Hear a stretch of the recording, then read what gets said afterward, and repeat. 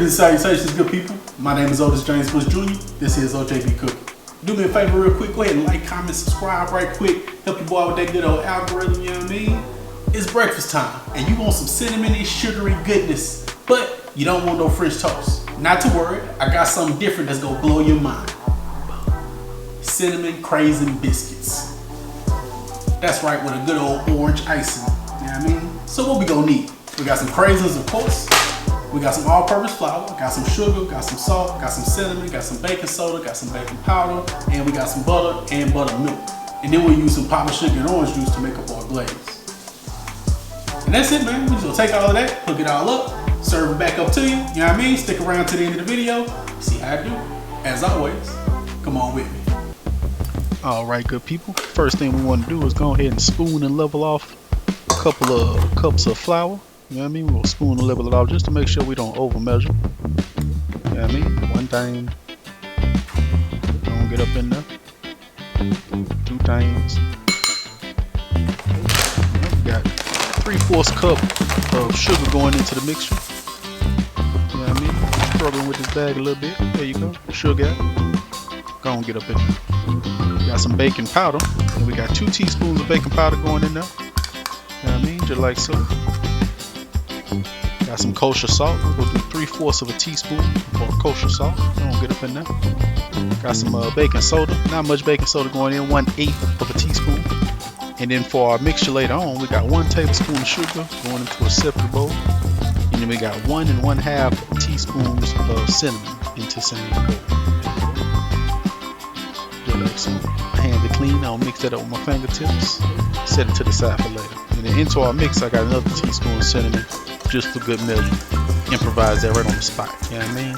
Just felt like it needed it. Needed it. And then I have a frozen stick of unsalted butter going into my food processor here, just to make it into some nice slivers that's easy to mix into our batter. If you don't have a food processor or don't feel like breaking yours out, you can use a cheese grater. If you don't have a cheese grater, you know what I mean, you can just cut your butter up into little bitty chunks. Which will take some patience, but mad doable. You know what I mean? And we just go mix that in. Now, if you're doing the chunk method, you may even have to get your fingers involved and get everything nice and acquainted. Got our craisins going in. And we got 1/2 cup of craisins. So we'll dump those right on up in there. You could soak them, but these will actually, they feel pretty soft to the touch. I feel like they need to be soaked. Alright. Got some buttermilk going in. We're going to do 3/4 of a cup of buttermilk to start off. And then I'm going to add probably about another, I would say, maybe a tablespoon, maybe 2 tablespoons later on. Just to get my batter right. You'll see it in the video as I add it. Alright, now it's time to get your fingers involved. You know what I mean? Let your phalanges go. You heard me? There go all extra buttermilk going in. Now you don't want to overdo this, obviously, because you'll get a wet batter that's way too sticky. But it's just a kind of a feeling, and you could always balance it out by adding just a little bit more flour if you need to, if things get out of hand. You know what I mean? Flip that. Look at the finger technique. Try not to let it stick to my fingers. You know what I mean? Check me. Check my footwork, my hand work. You heard me? And now we just go put a generous amount of flour onto our countertop here. Very important step, you know what I mean? Otherwise, again, once the batter gets you sticky, you got problems, you know what I mean? So we go take a little bit more, pat, pat, tap, tap, tap, tap, tap, tap, you know what I mean? Just to make sure, and then go and set it down. Make sure you coat your rolling pin as well. Again, you don't want nothing sticky. And we just gonna roll this boy out. I was trying to roll it into a square or a circle or whatever, you know what I mean? But it didn't quite work out that way. More of an amoeba shape, but we got it done. Go break out a pizza cutter and cut this into 4 equalish parts, and we're gonna take our mixture that we made earlier of our cinnamon and sugar, and we're gonna put it onto 3 pieces of the batter here, the dough, if you will. You know what I mean? Just like that. And then we're gonna stack these boys up. I probably could have did this a little less messy, but baking, man, it get a little bit messy, and since I am a novice, you know what I mean, stuff tends to get a little bit askew. We made it work, you heard me? And then we just gonna roll this on out. Now be careful when you're rolling your dough out. You want to roll this out about a 3/4 of an inch thick. I had to actually, have a do-over, fold it back over itself, and then roll it out again. And you just want to take a cup. There's probably a better tool for this that is a baking tool, but my mama taught me to use a cup, so we're doing that, you know what I mean? And you want to make sure that the rim of the cup is nice and coated with flour so that your biscuits don't stick, you know what I mean? Yeah, just like so. Very satisfying sound this makes. Like a little bit of air coming out. Psst. Now we're ready for the oven, man.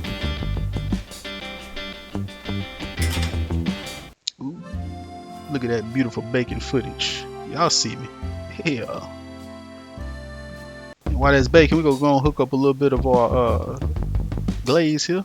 And I wanted to make an orange type glaze, so I added some orange juice as opposed to milk or water. And you just want to use a little patience with your whisk and get down up and down. Let everything get nice and acquainted. And just add a little bit more orange juice as you go. I started off with a tablespoon, and then I'm just going to add just a touch, not even a half a tablespoon, probably like a fourth of a tablespoon extra, because I wanted it to have the right viscosity. You hear me? The right texture.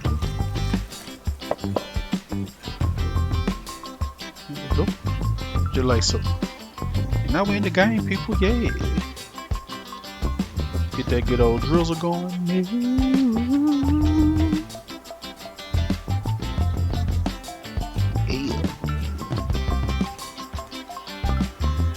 Smell that cinnamon and sugary goodness.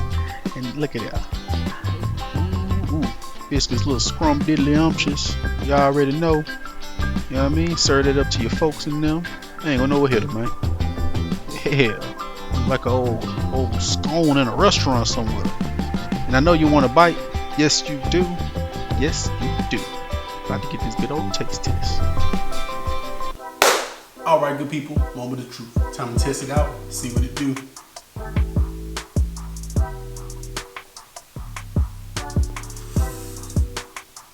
Oh yeah.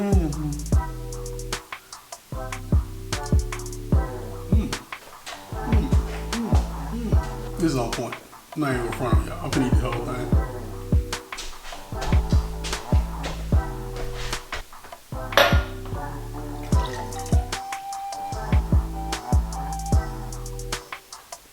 But yeah, man, give us a shot. This is a very good alternative to the regular cinnamon raisin biscuits. Cinnamon Craisin Biscuits go way harder in my opinion, but then again, I am biased because I just made these up.